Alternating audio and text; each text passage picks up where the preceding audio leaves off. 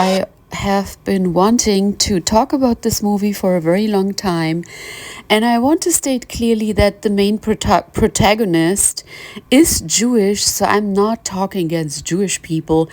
I actually have a lot more against Germans. I don't like Germans. So before you tell me I'm speaking out against Jewish people, I'm against Zionism, and it has not really a lot to do with a typical Jewish tradition, as much as I know, as much as I understand.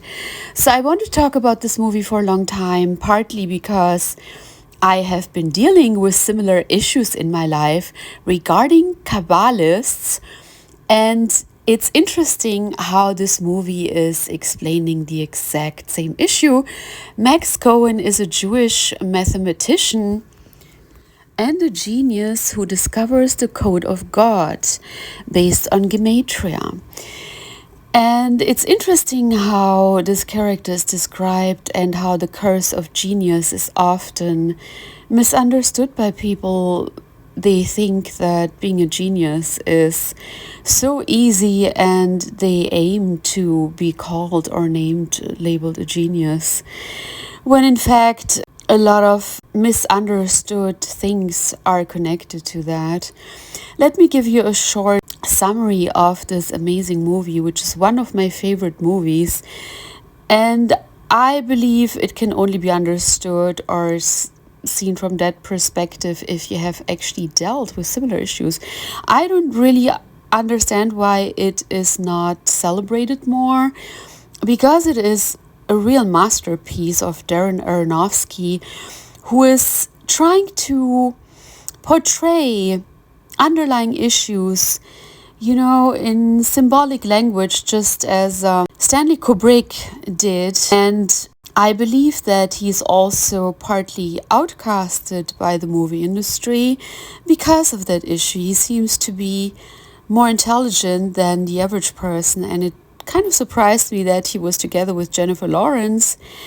But those more complicated characters, they often also feel attracted to more bubbly and light-hearted characters, because it's sometimes a bit difficult to be intellectual, and that carries heaviness. Those people tend to be more melancholic, so I do a lot better with positive and cheerful characters, which I also have noticed in myself. I cannot deal with people who are too heavy thinkers, too negative. It seems to drain my energy. So it's much better for people who think too much to spend time with childlike and innocent characters, because it uplifts them. So I will not simply read the Wikipedia plot summary, because I find it to be rather low IQ. It just describes the plot seen from someone who is not worthy of such an amazing, interesting character like Max Cohen. This main protagonist lives alone in Chinatown and suffers from so-called paranoia, which is actually justified because he's being watched by some Wall Street bankers and Zionists who want the gifts that he naturally has as a mathematician. He's a loner, which is also often connected to genius, because many cannot follow their thought patterns.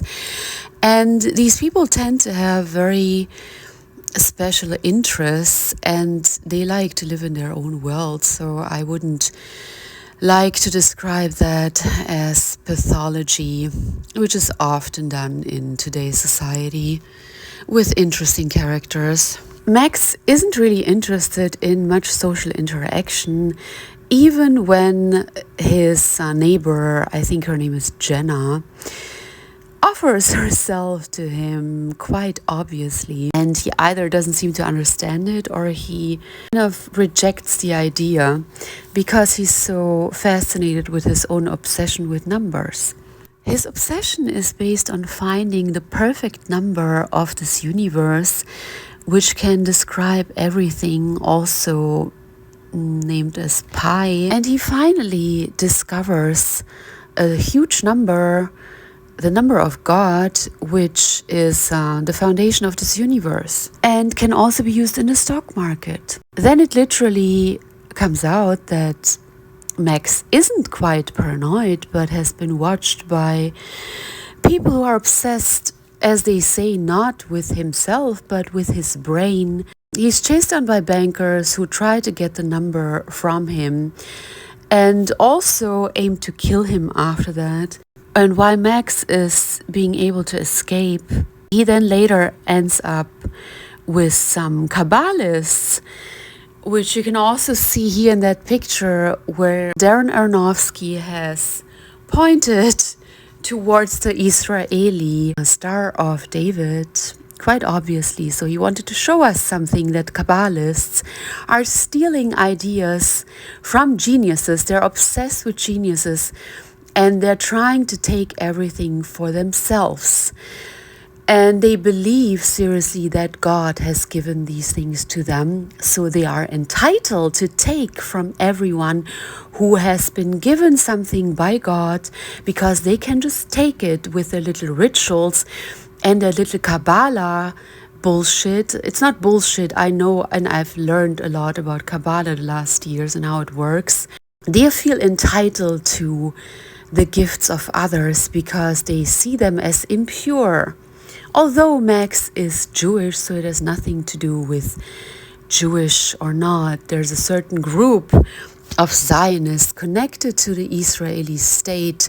Also, I'm not sure if that's totally true or not, but it's Kabbalists, and many of them are actually not Jewish. We also call them the Kabbal, and they believe they own everyone, and because they can take with their rituals and they can steal with their surveillance, they are entitled to your creative ideas, to your gifts, to your genius mind, and they can just take it and you have nothing to say about it, and you should not defend yourself, otherwise you're an anti-Semite even.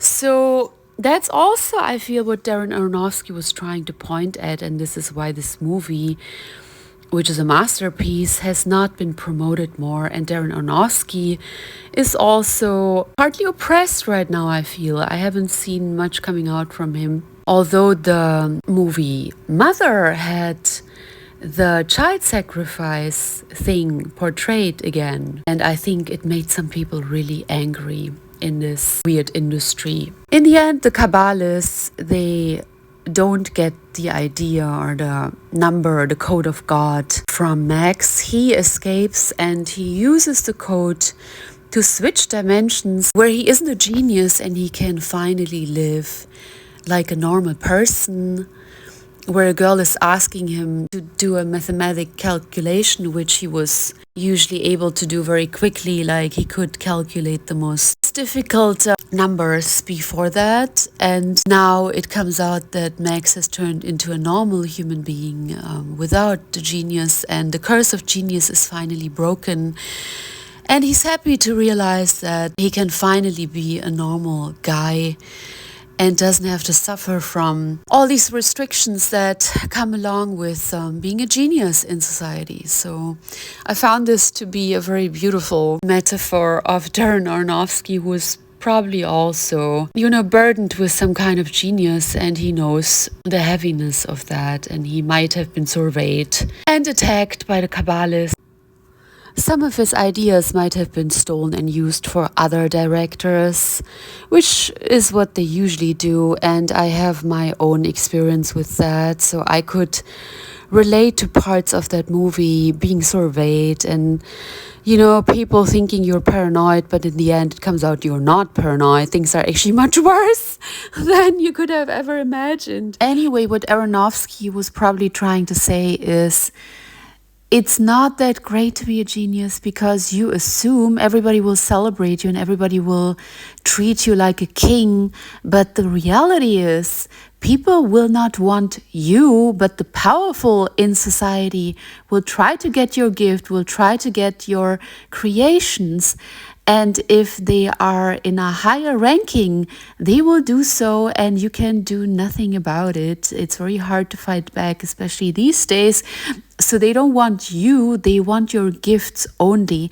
And if they can get rid of you and take your head, your mind, they will search for ways to do that and kick you out of your own creation.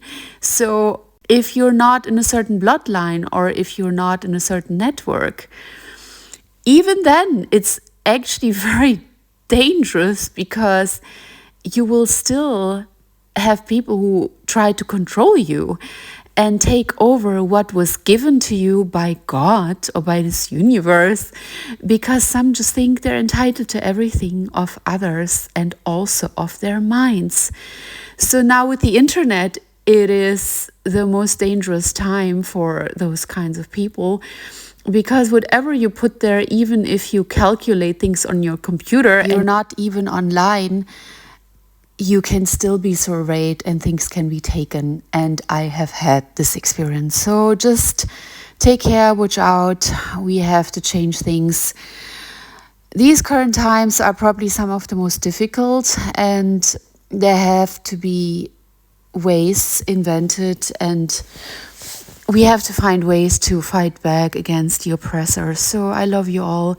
If you haven't watched the Pi movie, have a look. It's truly beautifully shot, so you will not regret it. I hope to see you soon. Take care, and that's what I want to tell you. Bye. Love you. When you're hungry but it hurts to eat, do you actually